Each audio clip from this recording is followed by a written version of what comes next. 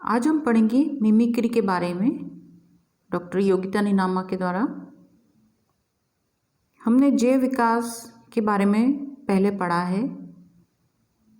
जैव विकास जीन परिवर्तन के कारण होता है और इसके कारण एनिमल्स अपने आप को वातावरण के अनुसार बदलते हैं। यहाँ मिमिक्री भी एक तरह से जैव विकास को दर्शाता है। मिमिक्री यानी कि सादृश्यता,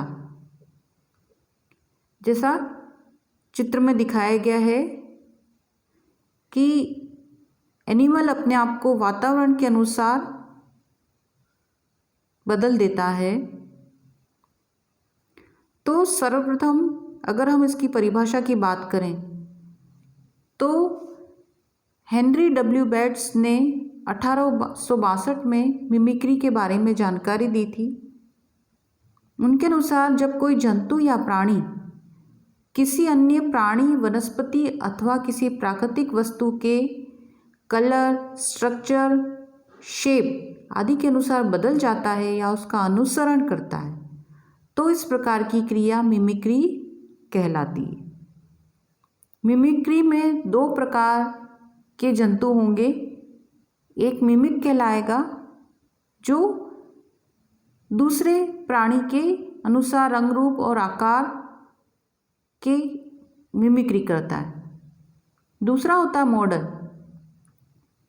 मॉडल उसको कहेंगे जिसका मिमिक किया जाता है यानी अनुसरण किया जाता है।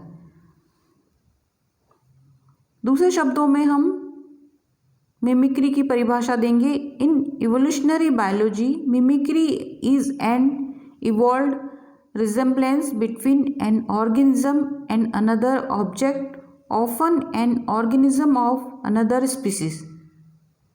Mimicry may evolve between different species or between individuals of the same species.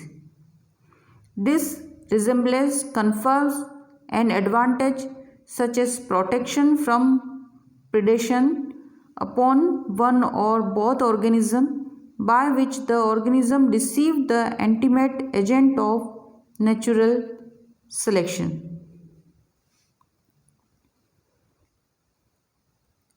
Mimicry के प्रकार। तो यहाँ पे मिमिक्री को हम मुख्य रूप से 3 भागों में बांटते हैं।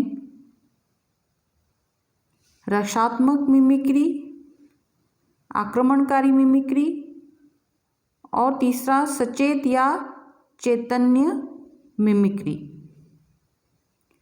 रक्षात्मक मिमिक्री में प्राणी अपनी सुरक्षा अपने प्रीडेटर्स से करते हैं, यानी कि अपने आप को बचाने के लिए वो मिमिक्री करेंगे। आक्रमणकारी मिमिक्री में मांसाहारी प्राणियों जैसे मछलियाँ तथा मकड़ियाँ जो होती हैं उनमें ये पाई जाती है एग्रेसिव मिमिक्री। तीसरा सचेत या चैतन्य मिमिक्री जिसको कॉन्शियस मिमिक्री भी कहते हैं, और उसमें खतरा होने पर डेड एनिमल्स की तरह व्यवहार करते हैं और इसके उदाहरण हम देखेंगे। तो सबसे पहले प्रोटेक्टिव मिमिक्री के बारे में हम पढ़ेंगे। प्रोटेक्टिव मिमिक्री 3 प्रकार से। कंसीलिंग मिमिक्री जिसमें प्राणी अपने कलरेशन को बदलकर या बैकग्राउंड के अनुसार वर्ण को बदलकर छिपने का कार्य करता है। दूसरा है वार्निंग मिमिक्री जिसमें नॉन पॉइजनस एवं हानि न पहुंचाने वाले जीव अपने बचाव के लिए पॉइजनस जीवों का अनुसरण करते हैं। तीसरा है मिमिक्री बाय क्रिप्टिक स्ट्रक्चर जिसमें बहुत से प्राणी प्रीडेटर्स को भयभीत करने के लिए अनेक उपाय अपनाकर अपने आप को बदल देते हैं। तो इसमें सबसे पहले है छिपाव या गोपन मिमिक्री जिसको हम कंसीलिंग मिमिक्री कहते हैं। छिपाव मिमिक्री में प्राणी अपने वर्ण के अनुसार बदल जाता है या बैकग्राउंड के अनुसार वर्ण को बदल देता है और छुप जाता है, और इस कलरेशन के अनुसार वो बैकग्राउंड जैसा कलर अपना लेता है और अपने आप को छिपा देता है। कंसीलिंग मिमिक्री 3 प्रकार से होती है। पहला है बैकग्राउंड के अनुसार वर्ण में अंतर, changes colour to match the background, जिसका उदाहरण है वाइट क्रैब जो क्रिप्टोलिथोड्स में आता है, और फ्लैट फिश जिसमें प्लेस और सोल मछलियाँ आती हैं। इसमें सफ़ेद केकड़ा जो होता है वो समुद्र के किनारे पड़े सफ़ेद पत्थरों पर तेज़ी से रंग बदलकर छुप जाता है और जिसके कारण वह दिखाई नहीं देता है और शिकारियों से बच जाता है। इसी तरह से प्लेस और सोल मछलियाँ हैं, वो अपने आप को बदल देती हैं। उनके स्किन के सेल्स के जो विभिन्न रंग के गुच्छे होते हैं वो फैलकर या संकुचित होकर अपने शरीर को बैकग्राउंड से मिला देती हैं। इसी तरह से दूसरा, changes the place to match the background, background के अनुसार स्थान बदलना, और इसमें नॉक्टविड मोथ्स का कैटरपिलर लार्वा है और वो अपने आप को वातावरण के अनुसार बदल देता है। तीसरा है मिमिसिंग द लिविंग और डेड ऑब्जेक्ट, कोई भी ऑब्जेक्ट होगा उनके अनुसार बदल जाएगा, जिसके उदाहरण है लीफ इंसेक्ट फाइलियम या स्टिक इंसेक्ट। तीसरा डेड लीफ बटरफ्लाई जिसमें कैलिमा पैरालेक्टा उदाहरण है। इस स्लाइड में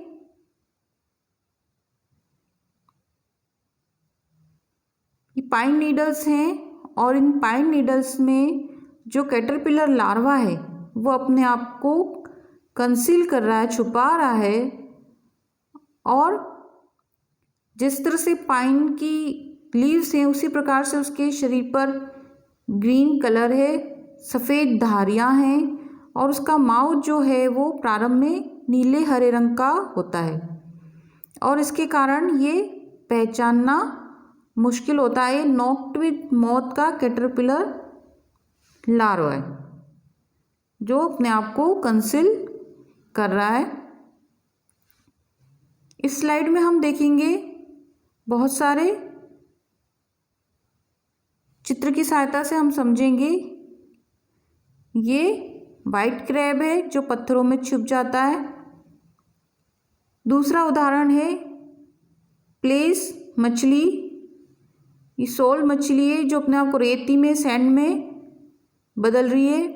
यहाँ पर इनकी स्किन कलर चेंज कर देती है।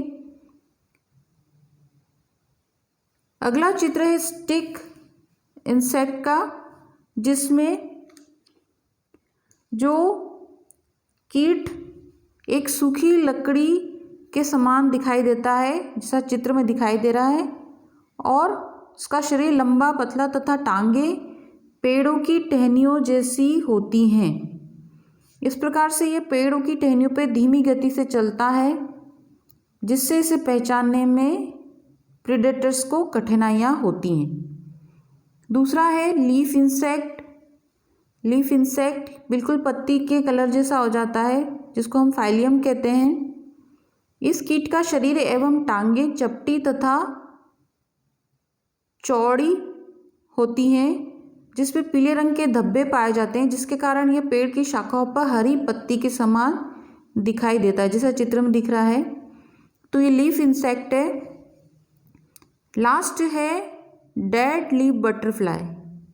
यह बिल्कुल सूखी पत्ती के समान दिखता है जिसका उदाहरण है कैलिमा पैरालेक्टा। यह बटरफ्लाई देखने में एक सूखी रंगीन पत्ती की तरह लगती है। इसका पंख तथा पृष्ठतल चमकीले रंग का तथा अधर तल पर भद्दे रंग उपस्थित होते हैं जब यह पेड़ की शाखा पर बैठती है तो अपने पंखों को मोड़ लेती है, जिससे यह टहनी पर लगे सूखी पत्ती की भांति प्रतीत होती है। तो इस तरह से हमने यहाँ पे अलग अलग उदाहरण देखे वाइट क्रैब के और प्लेस और सोल मछली के, अलग अलग stick insect, leaf insect, dead leaf butterfly. तो ये अपने आप को वातावरण के अनुसार कंसील करने का कार्य करते हैं। दूसरा है चेतावनी द्वारा मिमिक्री, वार्निंग मिमिक्री। इसमें बहुत से विषहीन एवं हानि न पहुंचाने वाले जीव बचाव के लिए विषैले एवं हानिकारक जीवों का अनुसरण करते हैं। कुछ स्वादिष्ट मांस वाले जंतु स्वादहीन मांस वाले जंतुओं की तरह रूप परिवर्तित कर लेते हैं तथा शत्रुओं से अपनी सुरक्षा करते हैं। इस प्रकार की मिमिक्री सुरक्षा के लिए अत्यंत लाभदायक होती है। इसमें प्राणी शत्रु को धोखा देकर या उससे डराकर अपनी रक्षा कर लेते हैं, जिसमें हम देखते हैं दो प्रकार से non poisonous snakes of family Colubridae, दूसरा है लेमेंटिस बटरफ्लाई। तो फैमिली कोलुब्रिडी के कुछ विषहीन सांप, फैमिली इलापिडी के विषैले जो सांप हैं उनके समान शरीर पर चमकीले लाल और काले रंग की पट्टियां विकसित कर लेते हैं। हम यहाँ देखेंगे कोरल स्नेक और स्कारलेट किंग दोनों के जो स्किन के पैचेस हैं, जो लाल और काले रंग की पट्टियां हैं, सेम होती है। तो इससे क्या होगा कि जो विषहीन सर्प हैं वो विषैले जैसे लगकर अपने आप को सुरक्षित कर लेंगे और शत्रु को धोखा दे देते हैं। इसी तरह से अगर हम लेमेंटिस बटरफ्लाई में देखें तो लेमेंटिस बटरफ्लाई ये स्वादिष्ट होती है, आसानी से शिकार बनती है, लेकिन ये बचने के लिए जो मोनार्क बटरफ्लाई है, मोनार्क बटरफ्लाई स्वादिष्ट नहीं होती है, उसके जैसे स्ट्रक्चर ले लेती है और इसके कारण जो बर्ड्स हैं वो उनसे वो प्रीडेटर से बच जाती है। तो इस प्रकार से हम देखेंगे वार्निंग मिमिक्री। तीसरा है सी क्रिप्टिक रचनाओं द्वारा मिमिक्री। बहुत से प्राणी प्रीडेटर्स को भयभीत करने के लिए अनेक उपाय अपनाते हैं और उसमें कुछ उपाय हैं, जिसमें पहला है आई स्पॉट्स और ब्लैक स्पॉट्स, दूसरा है डमी हेड्स। तो कुछ तितलियां, जैसा कि दिखाया गया है, कुछ तितलियां कैटरपिलर आदि के शरीर या पंखों पर नेत्र की आकृति के काले धब्बे होते हैं। इससे प्रीडेटर्स नेत्र के धोखे में आकर प्राणी पर पीछे से आक्रमण करते हैं, जिससे प्राणी को अपने बचाव का अवसर मिल जाता है। तो यह पीछे से आक्रमण करते हैं और उससे जो बटरफ्लाई है वो आगे की ओर उड़ जाएगी। इसका उदाहरण है पिकॉक बटरफ्लाई, जो हम देख रहे हैं, पिकॉक बटरफ्लाई जिसमें नेत्र जैसे स्पॉट्स डेवलप हैं। दूसरा उदाहरण देखेंगे ग्लेड आई बुश ब्राउन, जिसमें उनके पंखों पर स्पॉट्स हैं। डमी हेड्स में हम देखेंगे कि तितलियां तथा सांपों में शरीर का पिछला सिरा जो होता है डमी हेड्स के रूप में विकसित होता है और इसमें स्पॉट्स भी होते हैं और इन प्राणियों में वास्तविक हेड शरीर के नीचे छुपा होता है। इस तरह से ये डमी हेड उन प्रेडेटर्स को धोखा देते हैं जो कि प्राय हेड की ओर आक्रमण करते हैं। तो ये डमी हेड इसमें पीछे की ओर होता है। तो इसमें जो बटरफ्लाई है वो जीनस थेक्ला की है, ये बटरफ्लाई, और ये लैंटर्न फ्लाई मक्खी है, उसके भी पीछे डमी हेड्स है और वो उससे अपने आप को शत्रुओं से बचाव करती है। तो क्रिप्टिक स्ट्रक्चर में हमने देखा कि किस तरह से स्पोर्ट्स जो होंगे उनके माध्यम से और डमी हेड्स के माध्यम से अपना बचाव करते हैं। अगला है एग्रेसिव मिमिक्री।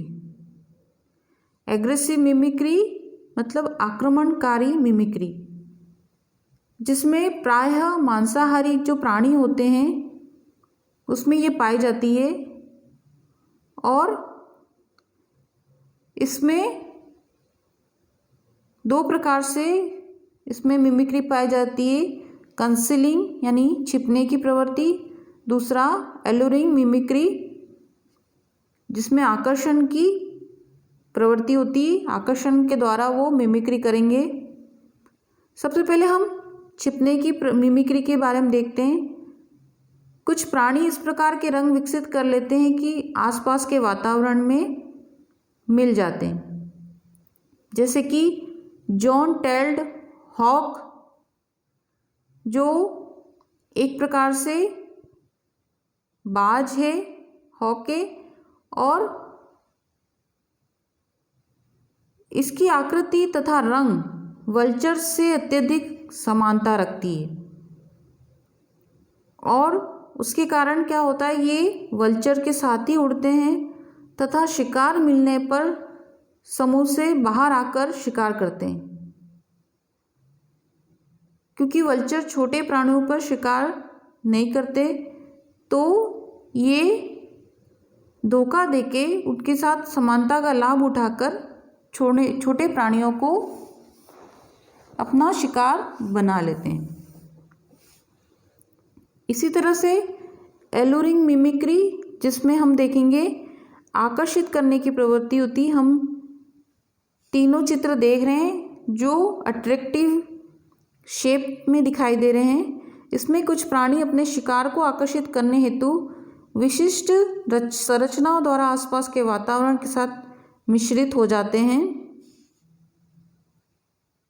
जिसमें कुछ मकड़ियाँ जो होती हैं वो ऑर्किड फ्लावर जो होता है उसके समान अपने आप को मिमिक्री करती हैं, जिसके कारण पोलन ग्रेन्स इकट्ठा करने वाले जो कीट होते हैं वो इनकी तरफ आकर्षित हो जाते हैं और वो अपना शिकार ले लेते हैं।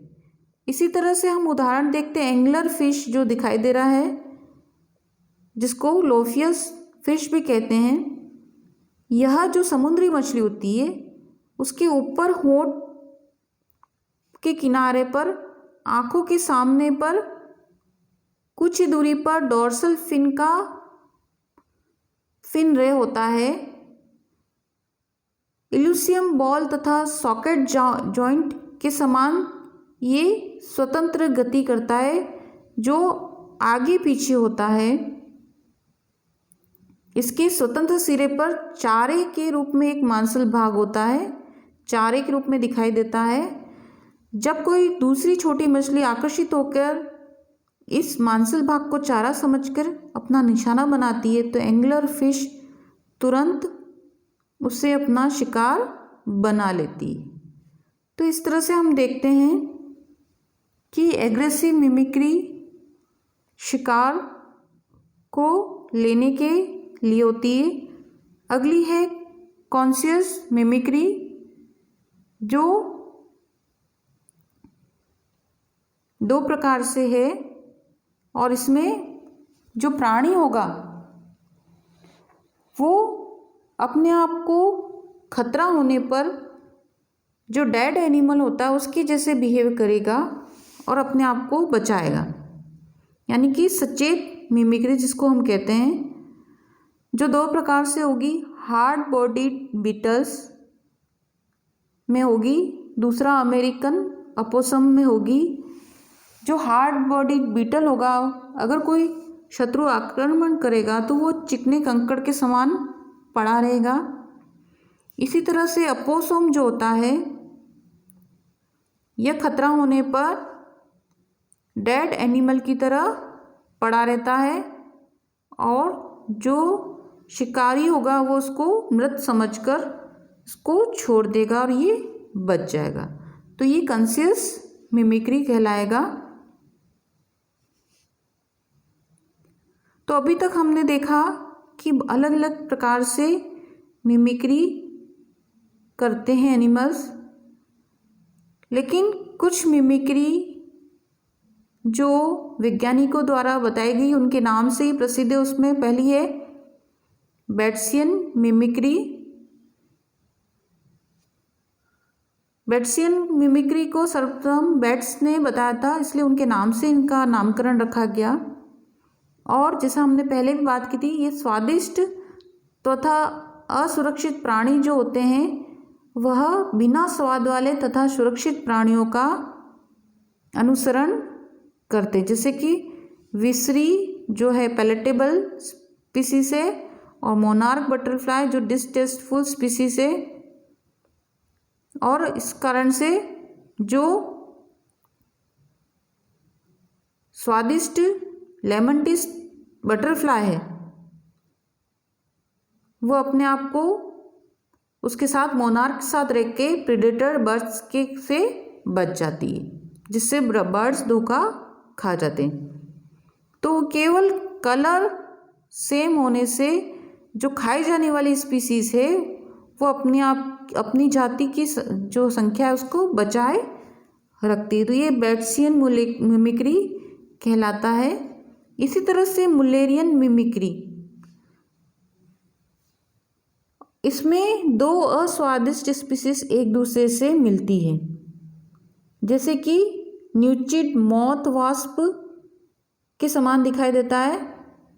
जो मॉथ होता है वो वास्प के समान दिखाई देता है और वो अपने आप को बचा लेता है, क्योंकि पक्षी जो होते हैं वो वास्प के साथ साथ न्यूचिड मॉथ को नहीं खाते, सेम दिखने के कारण वो उसको भोजन नहीं बनाते। तो यहाँ पे हम देखेंगे स्नेक्स में भी मिमिक्री दिखाई दे रही है, जो हम उदाहरण में देख रहे हैं। स्नेक्स में मिमिक्री है मुल्लेरियन मिमिक्री। इसी तरह से बटरफ्लाई में है जो अपने आप को सेम कलर रिप्रेजेंट कर रही है, वार्निंग सिस्टम। कोरल स्नेक्स में हमने देखा। इसी तरह से जो मॉथ है वो अपने आप को वास्प के समान दिखाई देता है, तो ये मुल्लेरियन मिमिक्री कहलाता है। तो एक प्रकार से मिमिक्री जो होती है वो प्राणियों की शत्रुओं से सुरक्षा करती है, उनको जीवित रहने के लिए प्रेरित करती है। और इसमें मिमिक्री से नेचुरल सिलेक्शन होता है जो विकास के लिए आवश्यक कारक होता है। यानी कि मिमिक्री से हम देखते हैं किस तरह से जीवों